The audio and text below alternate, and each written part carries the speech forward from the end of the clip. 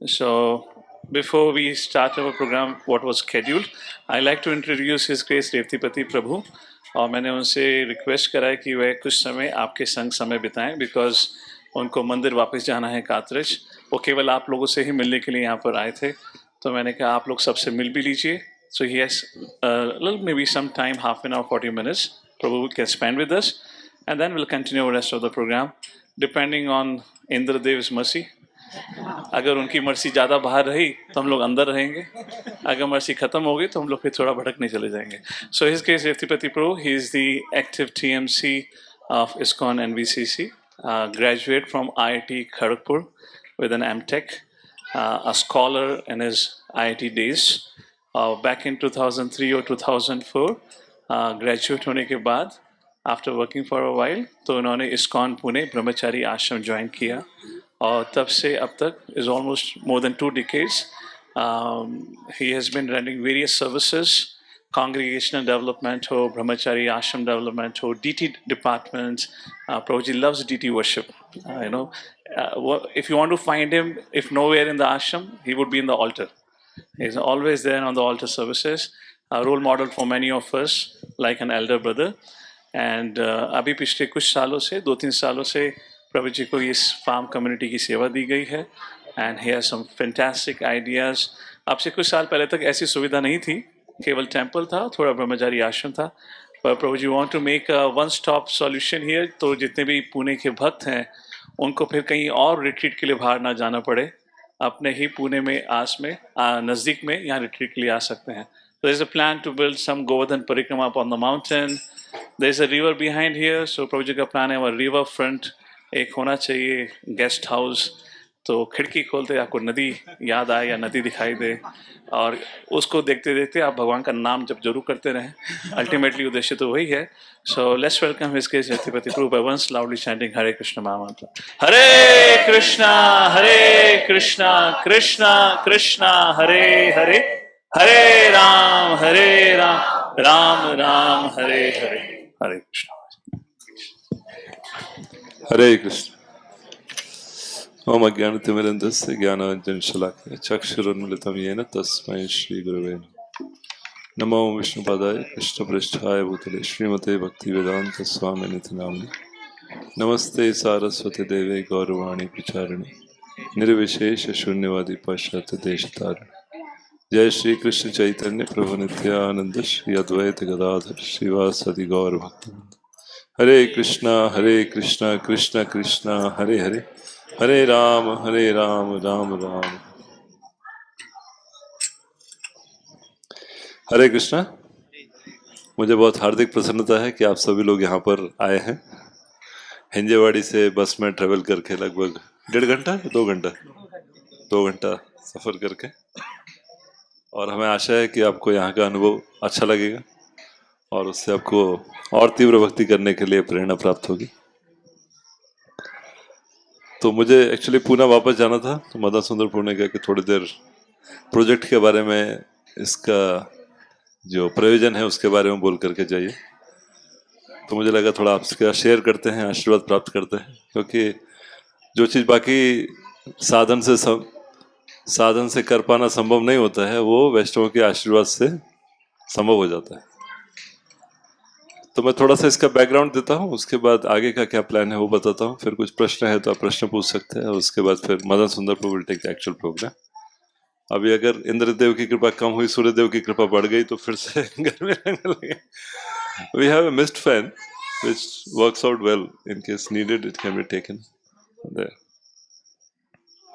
तो पहले तो हिंजेवाड़ी से इतने भक्तों को देखकर मुझे बहुत प्रसन्नता है, क्योंकि हिंजेवाड़ी में प्रीचिंग बहुत वर्ष पहले एक राधा कृष्ण चंद्र प्रभु ऑस्ट्रेलिया से शिफ्ट हुए थे, इन्फोसिस में जॉब करते थे. तो उन्होंने बहुत एंडेवर किया. बानेर में उनका घर था और काफ़ी मेहनत से वो तमन्ना होटल में प्रोग्राम ऑर्गेनाइज करते थे हर वेडनेसडे को. तो इस ग्रेस बालगोविंद प्रभु वहाँ जाते थे, बाद में मैं उनके साथ जाता था, फिर कभी वो नहीं जा पाते तो मैं जाता था. ऐसा कई साल तक चलता रहा.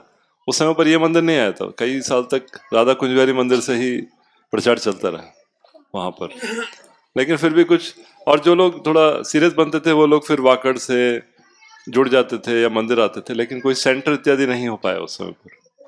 फिर 2012 में जब मदन सुंदर प्रभु ने आश्रम ज्वाइन किया यूएस से वापस आकर के, फिर उन्होंने वो प्रोजेक्ट लिया और अच्छे से कनेक्ट करके फिर धीरे धीरे ब्लू रिज में एक फ्लैट लिया, वहाँ पर सिंगल हैंडेडली चीज़ें शुरू की। अभी तो थोड़े ब्रह्मचारी है साथ में, लेकिन उस टाइम में कोई परमानेंट पार्टनर नहीं था, अकेले जाकर के रहते थे, प्रचार करते थे और फिर भक्तों को प्रेरणा दी।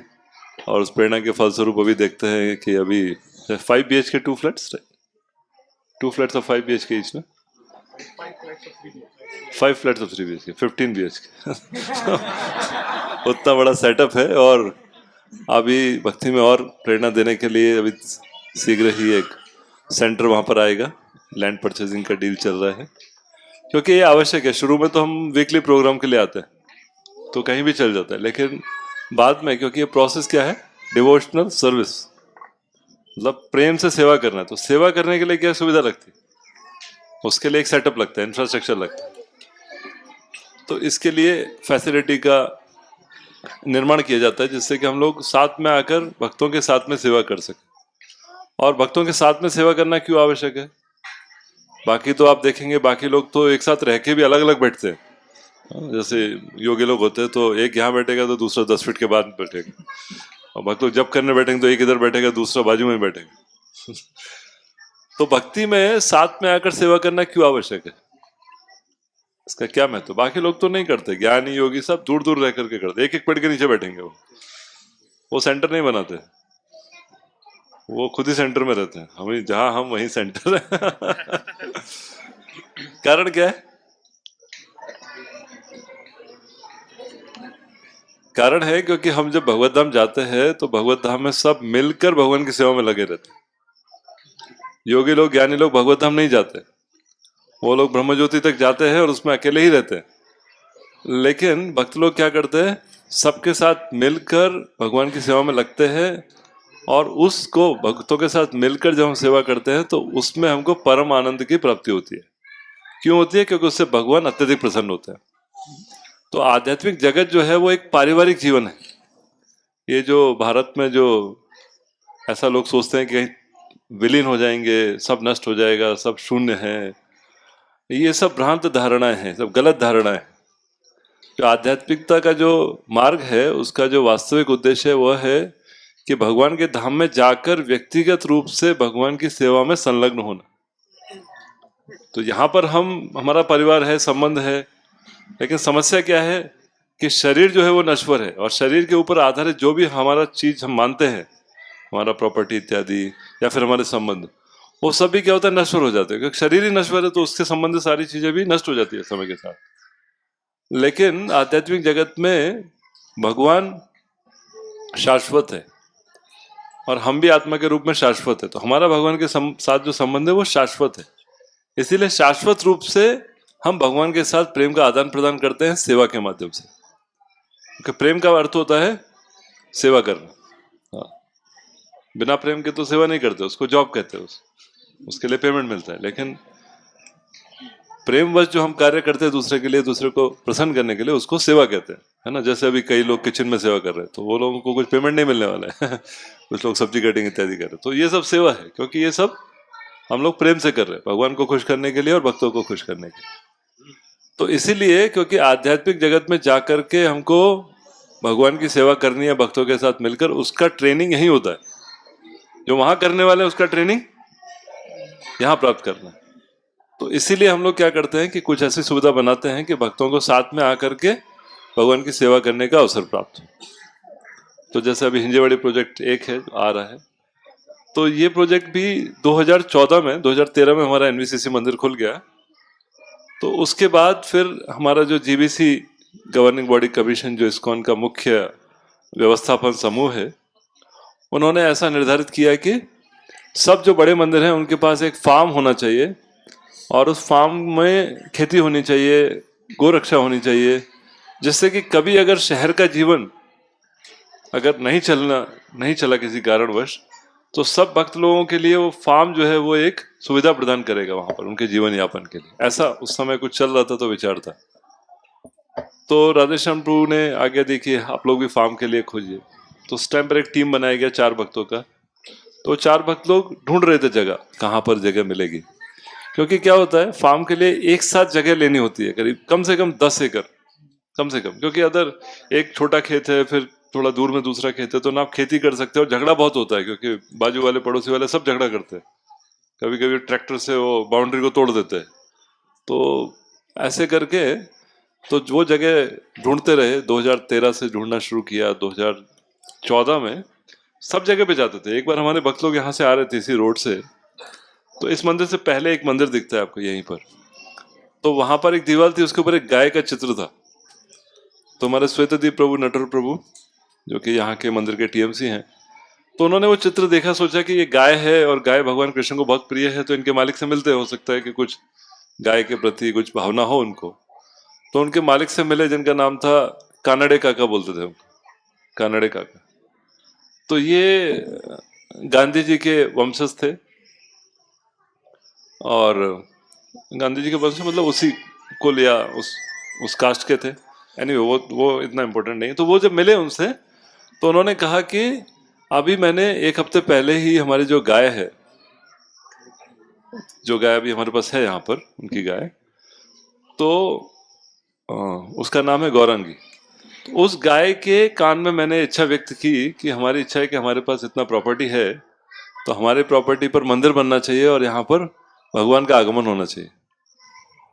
तो 1 सप्ताह पहले उन्होंने, अभी आप देखेंगे वो गाय है, तो गौरांगी के कान में वो उन्होंने इच्छा व्यक्त की। और भगवान क्या है, गाय से बहुत प्रेम करते हैं। ब्राह्मण और गाय दोनों से प्रेम करते हैं, लेकिन गाय से ब्राह्मण से भी ज्यादा प्रेम करते हैं। इसीलिए जब इंद्रदेव ने अपराध किया, आपको पता है, गोवर्धन पर्वत भगवान ने धारण किया, तो इंद्रदेव को क्षमा मांगने आना था, तो ब्रह्मा जी ने कहा आप जाएंगे तो आपको भगवान ध्यान नहीं देंगे, इसलिए आप क्या कीजिए, सुरभि गाय लेकर के जाइए। तो सुरभि गाय को लेकर के गए, तो पहले गाय गई, उसके बाद इंद्रदेव आए, तो भगवान ने उनको क्षमा किया। तो ऐसा उन्होंने इच्छा व्यक्त की। 1 हफ्ते के बाद ये भक्त लोग पहुंच गए, तो एकदम पूरा प्रसन्न हो गए। तो ये जो भूमि जहाँ पर मंदिर है, ये सेंटर है, उन्होंने पहले 1.5 एकड़ भूमि दिया और कुछ धनराशि दी मंदिर के लिए। तो फिर 2014 में ये जगह मिली। उसके बाद फिर हमने आसपास की थोड़ी जगह खरीदी। अभी हमारे पास यहाँ पर लगभग 12.5 एकड़ जगह है। तो फिर आजू बाजू की जमीन भी ऑलमोस्ट कंसोलिडेटेड है, थोड़ा थोड़ा बीच में पैचेस है जो किसी और के हैं, लेकिन ऑलमोस्ट कंसोलिडेटेड है, कंटिन्यूस लैंड है। उस साइड में ज्यादा लैंड है, इस साइड में कम लैंड है। वो रोड क्रॉस करके फिर यहाँ से फेंसिंग है, वहां से पहाड़ तक काफी सारा लैंड है। अभी थोड़ा बारिश है, नहीं तो आप वॉकिंग करके जाएंगे तो आपको बहुत अच्छा सीन दिखेगा। अंदर एक लेक भी है, अभी थोड़ा पानी भरा है उसमें, थोड़ा समय के बाद तो पूरा लेक रेन वाटर से भर जाता है। तो ऐसा करके उन्होंने कहा, तो फिर भक्त लोग भी खुश हो गए। 2014 से फिर ये प्रोजेक्ट शुरू किया। उस समय पर हिज ग्रेस सुंदरवर प्रभु, जो अभी सासवड़ का प्रोजेक्ट देखते हैं, वो अपनी टीम के साथ यहाँ पर आए। सुंदरवर प्रभु, श्रीपाद महाप्रभु प्रभु, अचिंत्य बलराम प्रभु, जो अभी यहाँ जनरल मैनेजर हैं। और वो लोगों के लिए इतना तपस्या के जीवन था, कुछ नहीं था, खाली फील्ड था। तो पहला कंस्ट्रक्शन उन्होंने इको गाड़ी के अंदर, उस समय इको को क्या कहते थे, ओमनी कहते थे उस समय पर, उसके अंदर रहते थे। कभी कभी रात को लेट हो जाता था, गाड़ी में ही सो जाते थे। इतना तपस्या करके फिर उन्होंने, जो अभी प्रसाद महल का आंगन दिखता है, ये 6 रूम्स बनाए वहां पर, क्योंकि कुछ करना है तो पहले रहने के लिए जगह चाहिए। तो वो रूम जो है वो परमानेंट मटेरियल के नहीं है, प्रीफैब मटेरियल होता है, प्रीफैब्रिकेटेड मटेरियल, उससे बनाया। टिन शेड था, तो काफी तपस्या थी। और उसके बाद फिर मंदिर का कार्य शुरू किया। तो मंदिर में फिर राधा कृष्ण के विग्रह लेके आने के लिए सुंदर प्रभु जयपुर गए। और ये जो हमारे राधा दामोदर भगवान है, काफी कुछ राधा वृंदावन चंद्र जैसे आपको दिखेंगे, एक ऐसा छवि दिखेगा उसमें, उसे थोड़े छोटे हैं। तो जयपुर से जाकर के विग्रह बन करके आए, और फिर उनका नामकरण के लिए सब लोग मिलकर के परम पूज्य राधानाथ स्वामी महाराज के पास गए बॉम्बे में। तो पूना के 2 जीबीसी हैं, परम पूज्य राधानाथ स्वामी महाराज, परम पूज्य गोपाल कृष्ण गोस्वामी महाराज, जो अभी थोड़े समय पहले तिरोवा हुआ उनका। तो राधानाथ महाराज ने बोला कि परम पूज्य गोपाल कृष्ण महाराज ने क्या नाम दिया है विग्रह का। विग्रह का नाम देते हैं ना भक्त लोग, राधा वृंदावन चंद्र, राधा कुंज बिहारी, ऐसे। तो भक्तों ने कहा अभी महाराज जी से पूछा नहीं, आप ही नाम दे दीजिए। तो नहीं, बोले नहीं, महाराज जी ज्यादा पूना में आते हैं, पूना का ज्यादा व्यवस्थापन वो देखते हैं, वो जो नाम देंगे वही नाम हमको लेना चाहिए। तो भक्तों ने बोला उनसे ही पूछेंगे, आप भी दे दीजिए। लेकिन तो कई बार अनुग्रह करने पर फिर महाराज ने कहा कि ठीक है, इनका नाम फिर राधा गोकुलानंद रख सकते हैं, ऐसा उन्होंने तय किया। तो फिर वापस आ गए बॉम्बे से, फिर प्राण प्रतिष्ठा का दिन फिक्स हो गया। ये उस समय पर 16 नवंबर 2016 था, जहां तक मुझे याद आ रहा है, या 11 नवंबर लिखा हुआ है बाहर के प्लेकार्ड पे। तो ये कार्तिक मास की दूसरी एकादशी थी, 2016 का कार्तिक का दूसरा एकादशी। तो राधानंद महाराज तो नहीं आ पाए, लेकिन परम पूज्य गोपाल कृष्ण महाराज आए, परम पूज्य लोकनाथ महाराज और बाकी कई वरिष्ठ भक्त लोग आए, राधेश्याम प्रभु इत्यादि।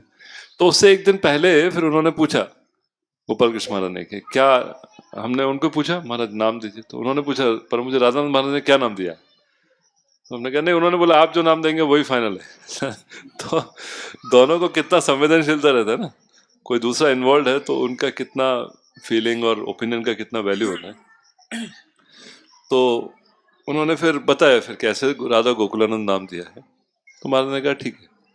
फिर रात को महाराज ने बोला देखो, मेरा इच्छा है कि यहाँ पर अभी कार्तिक का महीना है और हमारे पूरे पूना क्षेत्र में कोई भी दामोदर विग्रह नहीं है, और दामोदर कार्तिक के मुख्य विग्रह है, तो हमेशा के लिए ये भक्तों को याद भी रहेगा कि कार्तिक के महीने में आए इसलिए दामोदर है, इसलिए इनका नाम राधा दामोदर होना।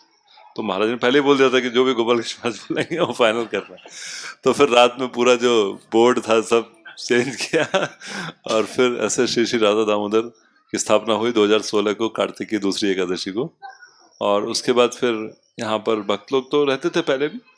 कुरुनंदन प्रभु विशेष रूप से जब से विग्रह की स्थापना हुई है तब से वे पुजारी की सेवा कर रहे हैं, बहुत प्रेम से भगवान की सेवा करते हैं, श्रृंगार करते हैं। उस समय पर छोटे वाले विग्रह नहीं थे जिनको उत्सव विग्रह कहते हैं, केवल बड़े विग्रह थे। तो फिर राधा दामोदर की स्थापना हो गई, यहाँ पे भक्त लोग रहने लगे।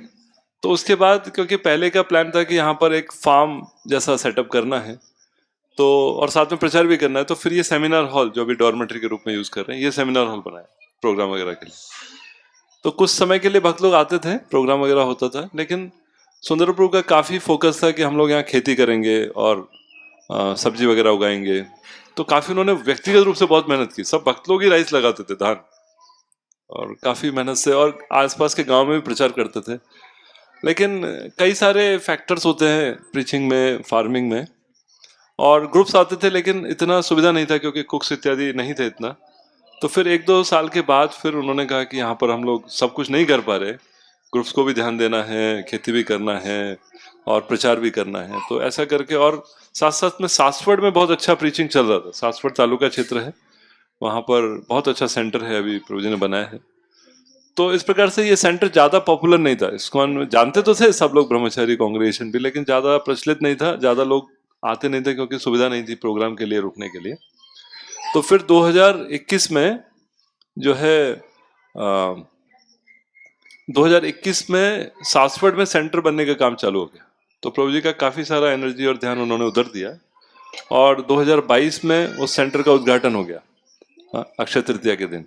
तो काफी सारा टीम उधर शिफ्ट हो गया।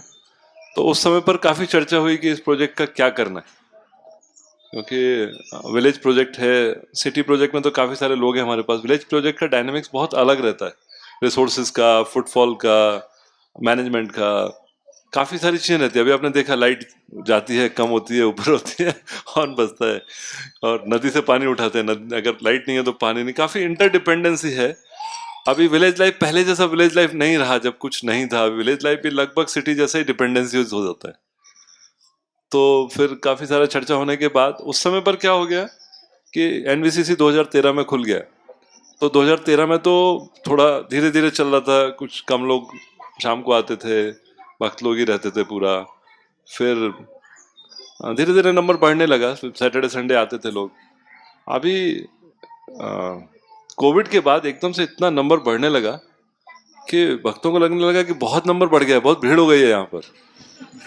और लोग कहने लगे पहले हम कुंज बिहारी मंदिर में थे तो बहुत अच्छा था, सब लोग सब कुछ जानते थे, कहीं पर फिंगरप्रिंट एक्सेस नहीं था, कहीं पे टोकन कूपन नहीं लेना पड़ता था प्रसाद के लिए, जब जाते थे प्रसाद मिल जाता था। अभी टाइमिंग होता है, कूपन लेना होता है, लाइन में लगना होता है, तो बड़े जगह पर वो चीजें आवश्यक होती है। तो सब लोग कहने लगे कि अभी हम इतना भक्तों के साथ इतना आत्मीयता से आदान प्रदान नहीं कर पा रहे, संबंध नहीं बना पा रहे।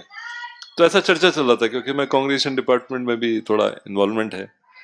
तो मैं विचार कर रहा था कि क्या करना चाहिए, क्योंकि इस जगह को तो छोटा कर नहीं सकते और लोगों को आने से रोक नहीं सकते। भगवान प्रेरणा दे रहे हैं वृंदावन चंद्र को मिलने के लिए, बसेस के बसेस आते हैं, कभी कभी सतारा से बस आता है, कभी दौंड से बस आता है, पूरा ग्रुप्स आते हैं बसेस में, और आसपास के लोग भी बहुत आते हैं, वीकेंड पे बहुत लोग आते हैं, फेस्टिवल पे आते हैं, तो उनको तो मना नहीं कर सकते, वो अतिथि है। तो जगह को छोटा नहीं कर सकते, लोगों को आने से नहीं रोक सकते, तो वहां कोई सॉल्यूशन नहीं हो सकता है। और ये सही बात है कि छोटे समुदाय में थोड़ा आदान प्रदान, लोगों को जानना पहचानना आसान होता है, और बड़ी जगह पर अलग डायनेमिक्स हो जाती है। तो फिर सोचा क्या करना चाहिए, उसी समय पर इसकी चर्चा चल रही थी, तो फिर मैंने राधेश्याम प्रभु को प्रपोजल दिया कि हम लोग वहाँ पर हमारे भक्तों के लिए एक ऐसा जगह बनाएंगे जहाँ पर भक्त लोग आकर के अपना सत्संग कर सकते हैं, सेवा कर सकते हैं, थोड़ा नेचुरल आउटिंग कर सकते हैं, थोड़ा गेम्स खेल सकते हैं, नदी में स्नान कर सकते हैं, ट्रैकिंग कर सकते हैं, मतलब जो भी, क्योंकि हम भक्त बनने के बाद भी कुछ तो हमारी भी आउटिंग इत्यादि की इच्छा रहती है ना, कोई गलत नहीं है। हम लोग क्या है, हम लोग हरे कृष्णा बोल करके खेलते हैं, हाँ, कोई आउट हो गया तो हरि बोल बोलते हैं वो लोग तो खेलने का सबको अच्छा लगता है, क्योंकि आध्यात्मिक जगत में भी हम खेलते हैं, और नदी में स्नान करना सबको अच्छा लगता है क्योंकि वहां पे भी यमुना नदी है। तो ये जो हमारा आकर्षण है प्राकृतिक चीजों के प्रति, ये आध्यात्मिक जगत की छवि से आता है। अभी भी आप देखेंगे लोग पहाड़ पे चढ़ने के लिए कहाँ कहाँ जाते हैं, क्यों जो लोग जाते हैं, शिमला जाते हैं, दार्जिलिंग जाते हैं, कश्मीर में जाते हैं ना, अभी भी, अभी इधर भी महाबलेश्वर भी जाते हैं और इधर लोनावाला भी जाते हैं, क्योंकि हमको असली आकर्षण हमारा गोवर्धन पर्वत के प्रति है। लेकिन हम गोवर्धन नहीं तो जो पर्वत मिल गया उसके प्रति हम आकर्षित होते हैं। असली हमारा आकर्षण यमुना नदी के प्रति है, लेकिन यमुना नहीं दिखी तो कोई भी नदी के प्रति हम एक्साइट हो जाते हैं। और सरोवर है, लोग कहते हैं ना, लेक व्यू, रिवर व्यू, हिल व्यू, ये व्यूज रहते हैं, क्योंकि लोगों को इसमें बहुत शांति का अनुभव होता है, क्योंकि ये हमको हमारी आध्यात्मिक जगत में जो हमारी स्थिति है उसको याद कराता है। ये प्राकृतिक चीजें हैं। प्रकृति कौन है? भगवान पिता है, प्रकृति हमारी माता है। तो माता पिता के प्रति जो प्रेम है बच्चे का सहज ही होता है, स्वाभाविक प्रेम होता है। तो इसलिए हमने सोचा कि कुछ ऐसा करना चाहिए जिससे कि भक्त लोग जब बाहर जाते हैं तो खाने की समस्या होती है, कीर्तन नहीं कर सकते, सुबह मंगल आरती नहीं कर सकते, करना भी है तो ऑल्टर लेके जाना, सब करना इतना आसान नहीं होता है। और अगर ये सारे कार्य नहीं किए तो जो आध्यात्मिक पोषण होना चाहिए वैसा पोषण नहीं होता है। पोषण भी होता है, थोड़ा फिल्म म्यूजिक भी कान में पड़ जाता है, थोड़ा गलत दृश्य भी देखने को मिलते हैं, प्रसाद भी प्योर नहीं रहता है। तो ऐसा करके फिर एक प्रपोजल बनाया हमने कि हम लोग ऐसा सेंटर बनाएंगे जहाँ पर के जो भक्तों के ग्रुप्स हैं, पुणे में करीब 100 से ज़्यादा छोटे छोटे ग्रुप्स हैं भक्तों के। जैसे आप सभी तो अभी एक ही ग्रुप में है, लेकिन आपके भी अलग अलग प्रचारक है, अलग अलग जगह के ग्रुप्स हैं, कंबाइंड। तो 100 से ज़्यादा ग्रुप है कांग्रेगेशन के, और करीब करीब 50 से ज़्यादा ग्रुप है यूथ प्रीचिंग के, युवकों के, जो कैंपस में प्रीचिंग करते हैं, कॉलेज में प्रीचिंग करते हैं। तो 150 ग्रुप्स हैं। तो हमने सोचा साल में एक बार भी एक ग्रुप आएगा तो भी हमारे पास सैटरडे संडे 52 वीकेंड ही होते, तो भी प्रॉब्लम नहीं होगी, उनको सुविधा मिलेगी साल में एक बार आने पर भी, और बाकी टाइम जहां भी जाना है जा ही सकते हैं, कोई दिक्कत नहीं। तो ऐसा करके इसको भक्तों के लिए एक सेवा के लिए स्थान, और एक पारस्परिक वैष्णव संबंध का एक अनुभव करने के लिए स्थान, और प्रकृति के नजदीक आकर के देखना, गाय को स्पर्श करना, गाय को खिलाना, या पहाड़ पर ट्रैकिंग करना, नदी में स्नान करना, ये सारी चीजें शहर में नहीं मिलती, कि देखने को मिलती है, लेकिन इनका एक अनुभव बहुत हमारे लिए एक गहरी छाप छोड़ करके जाता है मन में। और साथ में हमारा प्रचार तो है ही, जहाँ जाएंगे कीर्तन रहेगा, जहाँ जाएंगे प्रवचन रहेगा, वो तो कहने वाली बात ही नहीं, प्रसाद रहेगा, दर्शन रहेगा। तो फिर ऐसा करके एक प्रपोजल राधेश्याम प्रभु जी को दिया, फिर वो काफ़ी सारा उसके ऊपर चर्चा हुआ, और उसके बाद फिर उसके लिए सैंक्शन दिया, फिर मंदिर ने उसके लिए बजट सैंक्शन करके दिया। तो उसके बाद ये अभी छोटा स्केल का जो फेज 1 प्रोजेक्ट था वो पूरा किया। 2022 अक्टूबर में डिस्कशन हुआ था, 2022 नवंबर में सैंक्शन हुआ था। तो फिर जनवरी से हमने कंस्ट्रक्शन शुरू किया था। पहले यहाँ पर जब हम बैठे, यहाँ गौशाला थी, तो ये बहुत पवित्र स्थान है, क्योंकि जहाँ भी गौ माता रहती है वो स्थान सब प्रकार के जो दुष्प्रभाव है उनसे ऊपर उठ जाता है, किसी प्रकार का वहाँ पर दुष्प्रभाव नहीं रहता है, गौ माता का इतना शक्ति है। तो यहाँ पर 8 साल तक, 2014 से लेकर 22 तक 8 साल तक गौमाता इसी जगह पर है, एकदम exactly same place. You came ना लास्ट टाइम, गौशाला होता है। तो ये जगह को फिर हमने सोचा अभी गौशाला गौमाता रही है, अभी भक्तों को रहने देते। और फिर धीरे धीरे भगवान कृपा से लोग मिलते गए। ये जो जगह है 95% वास्तु कॉम्प्लाइंट है, इसका जो कंस्ट्रक्शन है, जिससे कि आपको एक अलग शांति का अनुभव होता है, क्योंकि ये सारी चीजें अफेक्ट करती हैं।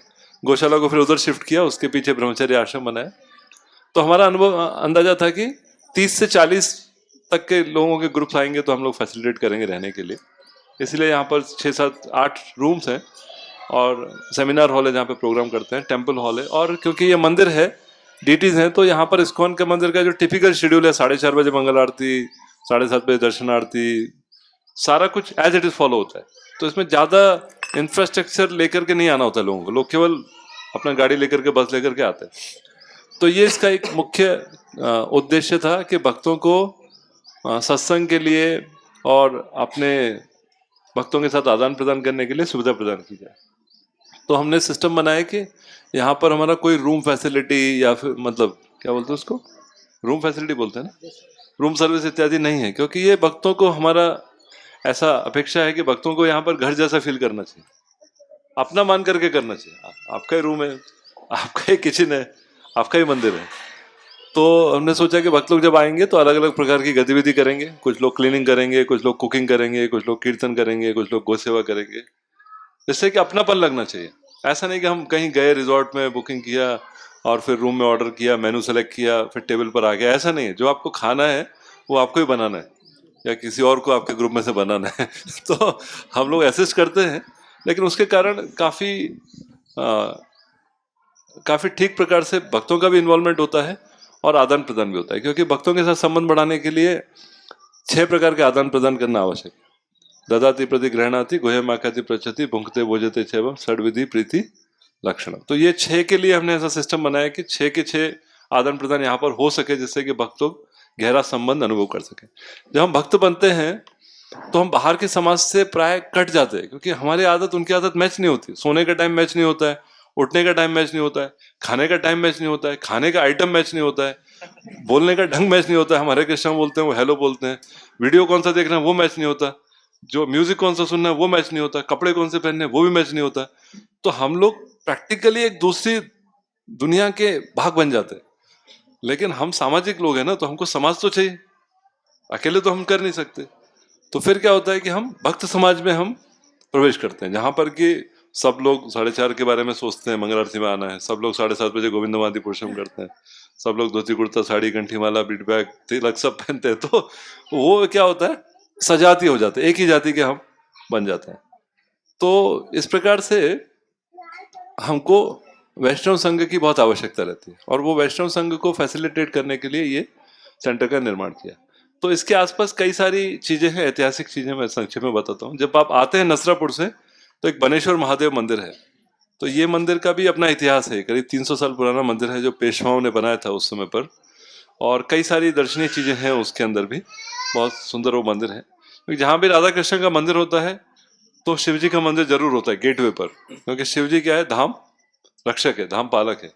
तो वहाँ बनेश्वर है, और उनका एक छोटा चौकी यहाँ पर है, वो बल्लालेश्वर महादेव है, क्योंकि ये शिव जी सदैव कृष्ण के आसपास रहते हैं। जैसे कि वृंदावन में 4 देव है, गोविंद देव, केशव देव और हरिदेव और बलदेव, और चारों के पास एक एक शिव जी का मंदिर है, क्योंकि जहाँ भगवान रहते हैं साथ में शिव जी तुरंत साथ में रहते हैं उनके।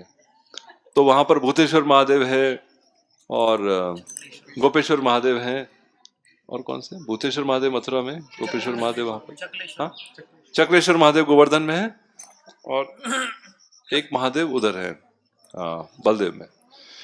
तो ऐसे करके यहाँ भी बल्लाशेश्वर महादेव है, फिर यहाँ पर राधा दामोदर है।